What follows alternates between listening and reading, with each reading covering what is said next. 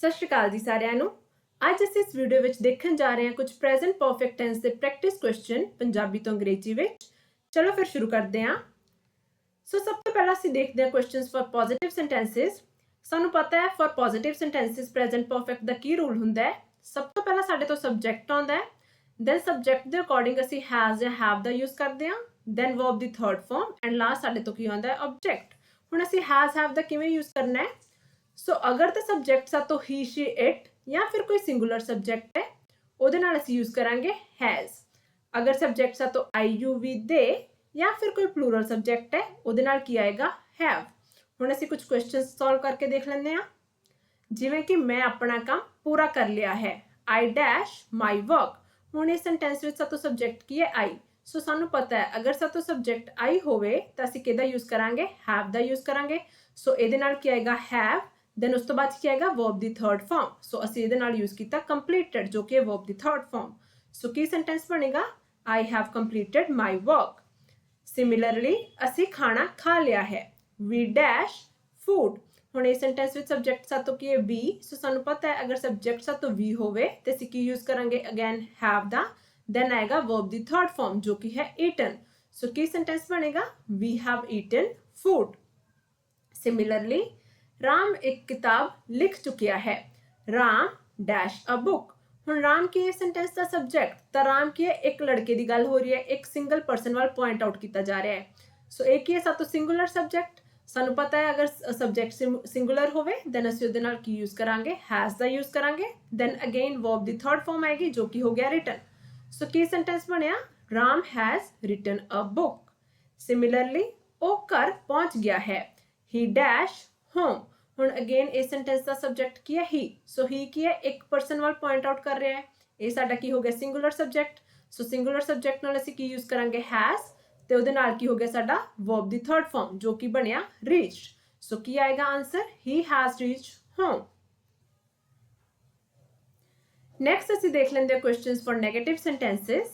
ਸੋ negative sentences ਲਈ ਕੀ rule ਹੁੰਦਾ ਹੈ, ਸਾਰਾ ਰੂਲ ਸੇਮ ਹੀ ਹੁੰਦਾ ਹੈ, ਬਸ ਇਹਦੇ ਵਿੱਚ ਇੱਕ ਨਿਊ ਵਰਡ ਨੋਟ ਦਾ ਅਸੀਂ ਯੂਜ਼ ਕਰਦੇ ਹਾਂ। ਸੋ ਕੀ ਸਟਰਕਚਰ ਹੁੰਦਾ ਹੈ, ਸਭ ਤੋਂ ਪਹਿਲਾਂ ਇਹਦੇ ਵਿੱਚ ਅਗੇਨ ਸਬਜੈਕਟ ਆਉਂਦਾ ਹੈ, ਦੈਨ ਸਬਜੈਕਟ ਦੇ ਅਕੋਰਡਿੰਗ ਅਸੀਂ ਕੀ ਯੂਜ਼ ਕਰਾਂਗੇ ਹੈਜ਼ ਜਾਂ ਹੈਵ ਦਾ ਯੂਜ਼ ਕਰਾਂਗੇ, ਦੈਨ ਨੋਟ ਆਏਗਾ, ਉਸ ਤੋਂ ਬਾਅਦ ਵਰਬ ਦੀ ਥਰਡ ਫਾਰਮ, ਦੈਨ ਸਾਤੋਂ ਆਏਗਾ ਆਬਜੈਕਟ।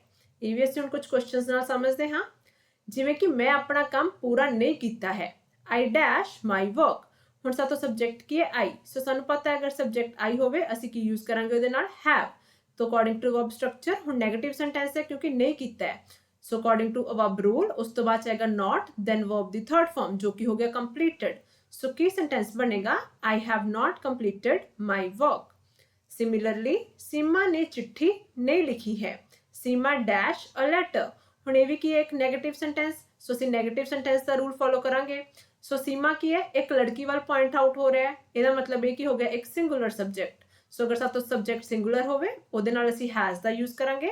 ਨੈਗੇਟਿਵ ਸੈਂਟੈਂਸਿਸ ਦੇ ਵਿੱਚ ਹੈਜ਼ ਤੋਂ ਬਾਅਦ ਕੀ ਆਏਗਾ ਨੋਟ, ਦੈਨ ਆਏਗਾ ਵਰਬ ਦੀ ਥਰਡ ਫਾਰਮ ਜੋ ਕਿ ਹੋ ਗਿਆ ਰਿਟਨ। ਸੋ ਕੀ ਸੈਂਟੈਂਸ ਬਣੇਗਾ Seema has not written a letter. Similarly ਉਹ ਘਰ ਨਹੀਂ ਪਹੁੰਚੇ ਹਨ, ਦੇ ਡੈਸ਼ ਹੋਮ। ਹੁਣ ਇਸ ਸੈਂਟੈਂਸ ਦਾ ਸਬਜੈਕਟ ਕੀ ਹੈ ਦੇ।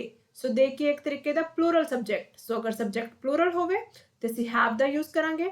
ਨੈਗੇਟਿਵ ਸੈਂਟੈਂਸ ਦੀ ਗੱਲ ਹੋ ਰਹੀ ਹੈ ਸੋ ਹੈਵ ਤੋਂ ਬਾਅਦ ਆਏਗਾ ਨੋਟ, then reached ਕੀ ਹੋ ਗਿਆ ਸਾਤੋਂ verb ਦੀ third form। ਸੋ ਕੀ ਸੈਂਟੈਂਸ ਬਣਿਆ they have not reached home।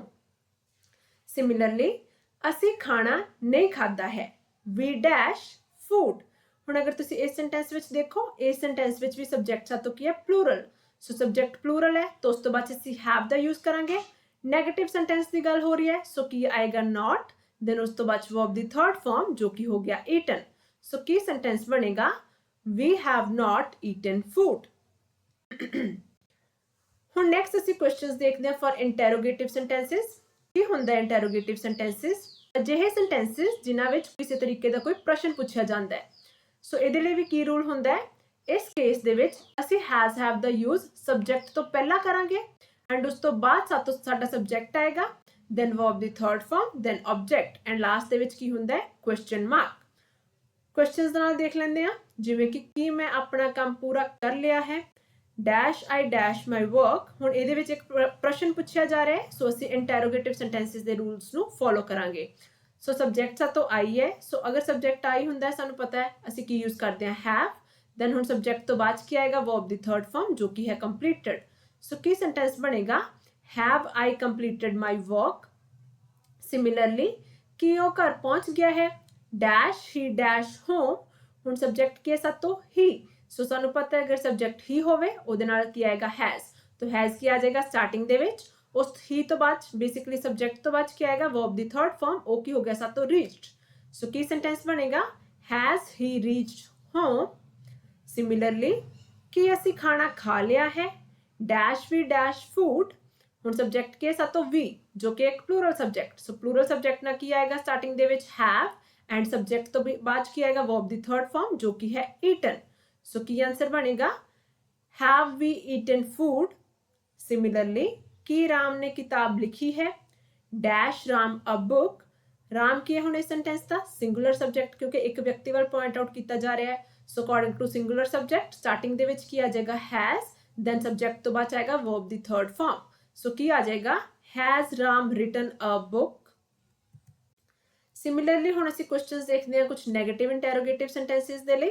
सो ਇਹਦੇ ਲਈ ਕੀ ਰੂਲ ਹੁੰਦਾ ਹੈ, ਇਹਦੇ ਵਿੱਚ ਵੀ ਅਸੀਂ हैज हैव ਨੂੰ ਸਬਜੈਕਟ ਤੋਂ ਪਹਿਲਾਂ ਲਿਖਾਂਗੇ एंड सबजैक्ट तो बाद असी नॉट का यूज करांगे, दैन साथ तो वर्ब दी थर्ड फॉर्म आएगी एंड ऑब्जेक्ट। अगर असी नॉट नू हैज हैव दे नाल अगे जाके लिखांगे तो की हो जाएगा शॉर्ट फॉर्म हैजंट या हैवंट बन जाएगा, उस तो बाद आएगा साडा सबजैक्ट दैन वर्ब दी third form then object.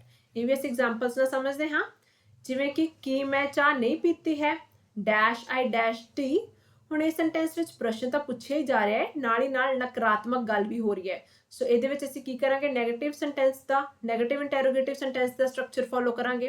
So according to this structure ਹੁਣ ਸਾਤੋਂ ਸਬਜੈਕਟ ਆਈ ਹੈ, ਸੋ ਸਟਾਰਟਿੰਗ ਵਿੱਚ ਕੀ ਆ ਜਾਏਗਾ हैव एंड उस तो बाद ਕੀ ਆਏਗਾ नॉट, देन आएगा वर्ब दी थर्ड फॉर्म जो कि है ड्रंक। सो की सेंटेंस बन जाएगा have I not drunk T.